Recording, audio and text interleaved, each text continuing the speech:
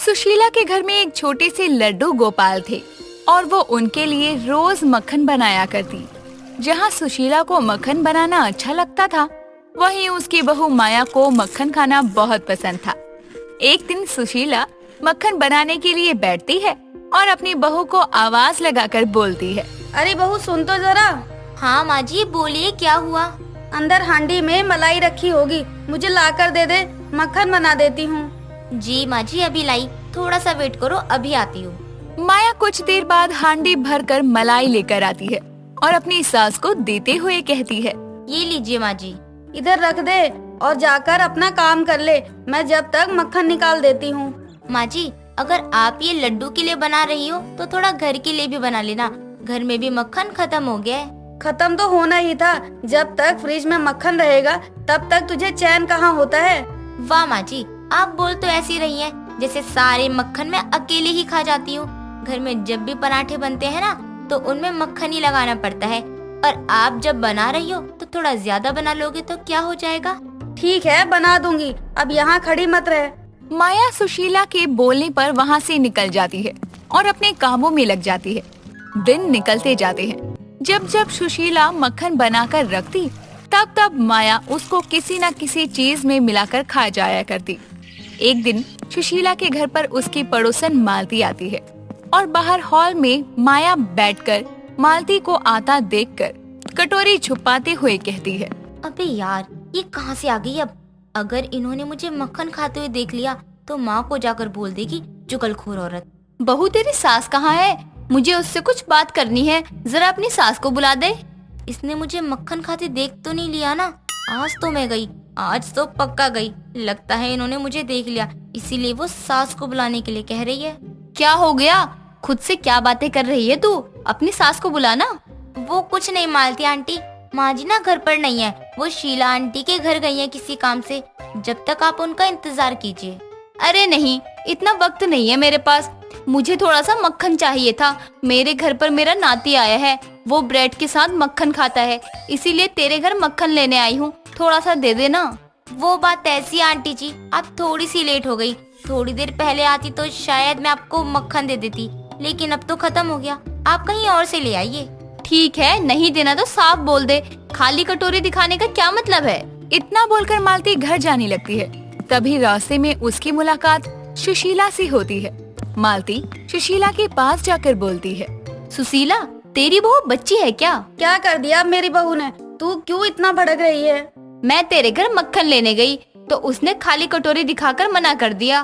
पर मेरी बहू तो मक्खन खाती ही नहीं, मैंने तो कभी उसको मक्खन खाते नहीं देखा। हाँ हाँ, मैं तो झूठी बोल रही हूँ ना, तुम दोनों सास बहू ही सच बोलते हो। इतना बोलकर मालती गुस्से में वहाँ से निकल जाती है। सुशीला भी घर आती है और उस टाइम वो मालती की बात पर इतना ज्यादा गौर नहीं करती और अपने कमरे में आराम करने चली जाती है। दिन निकलते रहते हैं। सुशीला मक्खन बनाकर रखती थी और माया उसे खा जाया करती। जब कोई भी उसके घर मक्खन लेने आता तो हमेशा की तरह माया उनको मना कर देती। दिन गुजरते हैं और गुजरते दिनों के साथ ही माया का मक्खन खाना अब बढ़ता जा रहा था। माया को मक्खन खाना इतना ज्यादा पसंद था कि वो चुरा चुरा कर ही मक्खन खाया करती। एक दिन सुशीला लड्डू गोपाल के लिए भोग लगाने के लिए घर के मंदिर में जाती है और देखती है कि मक्खन खत्म हो गया है। तभी वो माया को आवाज लगाती है और कहती है, बहू इधर आ जरा। जी माँ जी बोलिए, क्या हुआ? अरे देख ना, मंदिर में मक्खन खत्म हो गया है, थोड़ा सा जा इस कटोरे में मक्खन निकाल के ला, और शाम का वक्त हो गया है, लड्डू को भोग भी तो लगाना है। वो माँ जी मक्खन तो खत्म हो गया है। मक्खन तो खत्म हो गए, अभी परसों ही तो मक्खन बनाकर रखा था, इतनी जल्दी कैसे खत्म हो गए? आपने ही तो थोड़ा सा बना कर रखा था, थोड़ा बनाओगी तो खत्म ही होगा ना। देख बहू झूठ मत बोल, अपने घर में तेरे अलावा कोई मक्खन नहीं खाता, वरना मक्खन कैसे खत्म हो सकते हैं? आप कहना क्या चाहती हो माँ जी? मैंने ही सारा मक्खन खा लिया है क्या? आप मुझे माखन चोर बोल रही हो? हाँ तुझे जो समझना है वो समझ। कुछ दिन पहले मालती यहाँ आई थी, उसने तुझे मक्खन खाते हुए देखा है, पक्का तूने ही खत्म किया होगा। ठीक है माँ जी, आपको जो भी सोच रहे हैं सोचिए, मैंने माखन की चोरी नहीं की है और न ही मैंने खत्म किया है। इतना बोलकर माया गुस्से में वहाँ से चली जाती है और सुशीला भी आज अपने लड्डू गोपाल को बताशे का भोग लगाती है। और पूजा करके अपनी कमरे में चली जाती है। अगले दिन सुशीला फिर से मक्खन बनाती है और फ्रिज में ले जाकर रख देती है और चली जाती है। वहीं पास में माया रसोई में खाना बना रही थी और अपनी सास को फ्रिज में मक्खन रखता देखकर बोलती है, अच्छे से रख दीजिए माँ जी, क्योंकि अगर मक्खन खत्म हो गया ना तो आप मुझे मक्खन चोर बोलोगी। मक्खन चोर तू ही है, तेरे अलावा कोई और मक्खन नहीं खाता, समझी? तू ही हमेशा ब्रेड से लेकर रोटी तक सब में मक्खन लगाकर खाती है। तू दाल में भी मक्खन डालकर ही खाती है। इतना बोलकर सुशीला वहाँ से चली जाती है। सुशीला को जाते देखकर माया अपने मन में सोचती है और खुद से बात करते हुए बोलती है, अब तो माँ जी को भी पता चल गया कि मक्खन चोर मैं हूँ। अब मैं मक्खन कैसे खा पाऊंगी? और अगर मैंने मक्खन चुरा कर खा लिया तो माँ जी को कंफर्म हो जाएगा कि मक्खन मैं ही खाती हूँ। अब मैं क्या करूँ? मैंने मक्खन नहीं खाया तो पूरा दिन बिना मक्खन खाए कैसे रहूंगी? एक आइडिया, अब मैं मक्खन खा भी पाऊंगी और माँ जी को पता भी नहीं चलेगा। वाह माया वाह, क्या दिमाग है तेरा। अब जब भी सुशीला फ्रिज में मक्खन रखती थी तब माया मक्खन को खाती थी, पर किसी को पता नहीं चलता। पता भी कैसे चलता, क्योंकि माया मक्खन को चाट कर वापस फ्रिज में रख देती। इससे किसी को भी पता नहीं चलता और माया अपने मुंह का स्वाद भी पूरा कर लेती। दिन गुजरते गए और माया ऐसे ही करती गई। एक दिन माया को मक्खन चाट कर रखते हुए सुशीला देख लेती है और उसे बोलती है, अरे ओ पागल औरत, ये क्या कर रही है तू? कुछ नहीं माँ जी, पर क्या हुआ माँ जी? अब मैंने क्या कर दिया जो आप मुझे सुनाए जा रही हो? क्या किया तूने? जो तू अभी कर रही थी वो सब देखा मैंने, समझी? ज्यादा भोली बनने का या नाटक मत कर। क्या हुआ? आप बोलोगी भी या मुझे सुनाती ही रहोगी? क्या कर रही थी तू? फ्रिज में मक्खन निकालती और चाट कर वापस रख देती, और वही तू हम लोगों को भी खाने को दे देती। तुझे तनिक भी शर्म नहीं आती क्या? मालती सही कह रही थी, तू मक्खन चुरा कर खाती है और कोई मांगने आता तो उसे झूठ बोलकर मना कर देती। अब माया की चोरी पकड़ी जाती है। माया रोने लगती है और बोलती है, क्या करूँ मैं माँ जी? मुझे मक्खन बचपन से ही पसंद है। मैं मक्खन देखकर अपने आप को रोक नहीं पाती हूँ और आप मुझे ही मक्खन से दूर रहने के लिए बोलती हैं। कुछ दिनों से मेरी तबीयत ठीक नहीं लग रही थी, तब मैंने कहीं पढ़ा था कि मक्खन में विटामिन ए की मात्रा होती है, जिसे खाने से इम्यून सिस्टम को मजबूत बनाता है। साथ ही आँख, मुंह, गले के लिए भी अच्छा होता है। बस इसीलिए मक्खन खाया करती थी। अच्छा, मक्खन खाने से ऐसा भी होता है क्या? मुझे तो लगा मक्खन खाने से बस चर्बी ही होती है। नहीं माँ जी, सभी चीजें खाने का सही तरीका होता है। आपको क्या लगता है मैं हमेशा मक्खन ही खाती रहती थी? नहीं माँ जी, मैं बस कभी कभी मक्खन खाती थी, वो भी ज्यादा मात्रा में। अगर हम मक्खन ज्यादा मात्रा में लेंगे ना तो मोटापा, उच्च रक्तचाप, हृदय रोग और कैंसर जैसी समस्या हो सकती है। इसीलिए मैं खाने में थोड़ा थोड़ा करके खाती हूँ। चल ठीक है, अब से मैं भी मक्खन को अपने डाइट प्लान में खाना शुरू करूंगी। चल अब मुझे भी बटर और टोस्ट दे, वो भी बनाकर विद एक्स्ट्रा मक्खन के साथ। माया किचन में जाती है और अपनी सास के लिए बटर टोस्ट बनाकर लाती है और दोनों साथ में बैठकर मक्खन के स्वाद का मजा लेते हैं। तब माया सुशीला को मक्खन के और भी फायदे बताती है। मेघना अपनी नंद रोमा का अपने मायके में गृह प्रवेश करती है और बड़ी ही खुशी के साथ उसे गले लगाकर कहती है, तो आज से मेरी ननद मेरी भाभी बन गई है और मुझे पूरा यकीन है तुम पर कि जिस तरह एक ननद बनकर हमेशा तुमने मेरा साथ दिया है, वैसे ही अब मेरे परिवार का ख्याल भी रखोगी।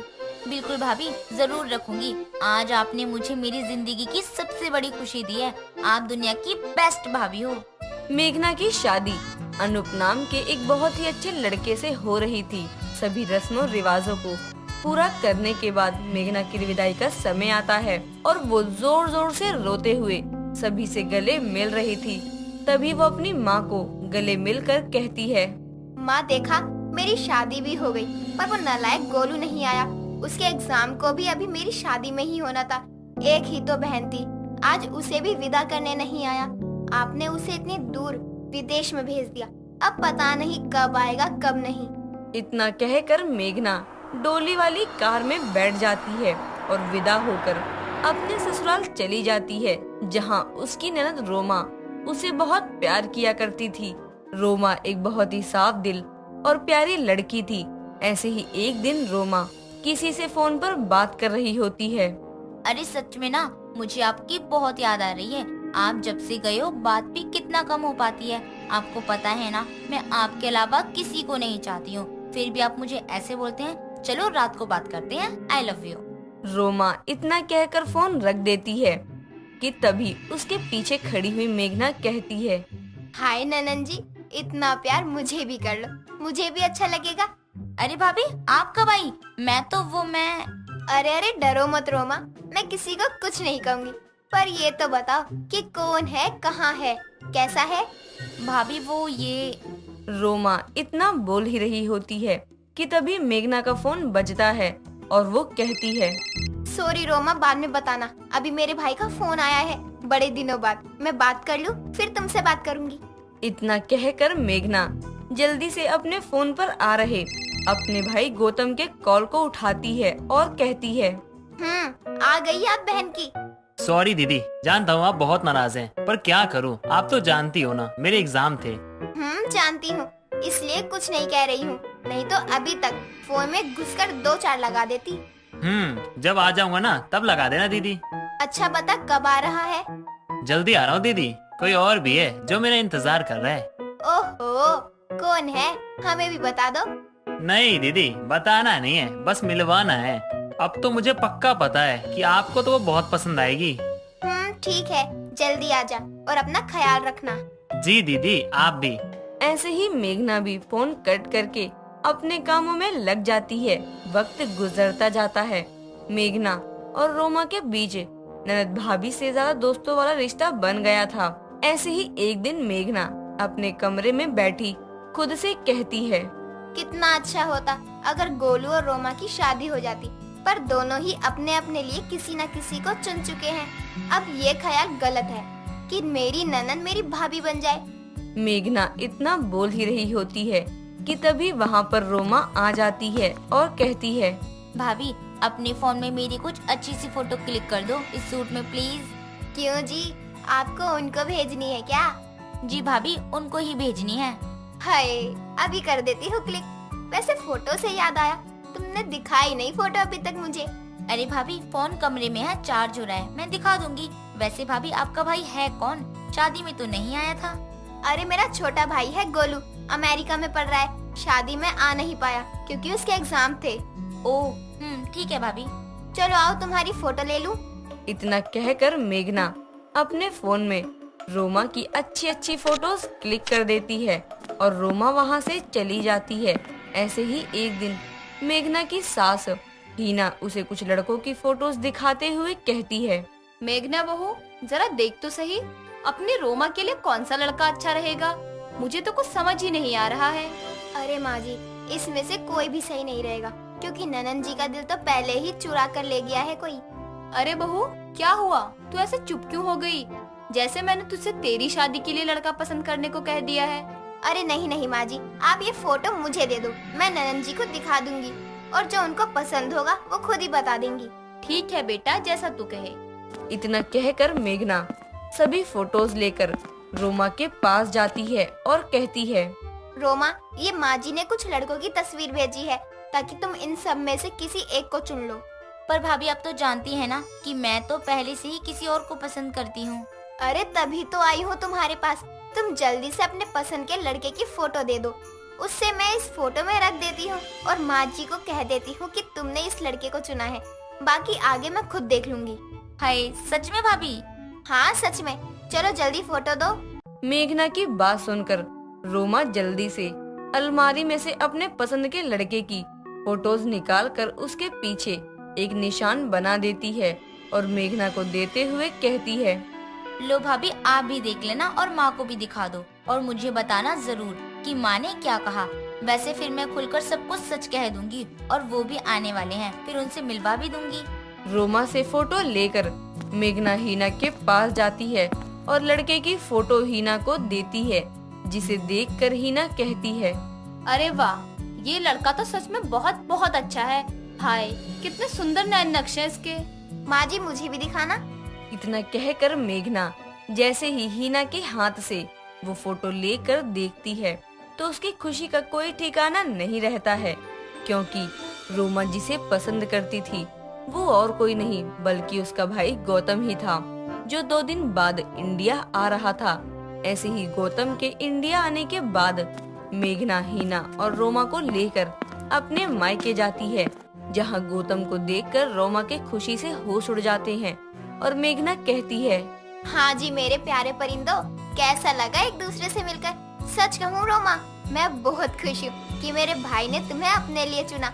मेरी तो हमेशा से ही यही इच्छा थी कि मेरी ननद ही मेरी भाभी बन जाए, और देखो भगवान ने मेरी सुन भी ली।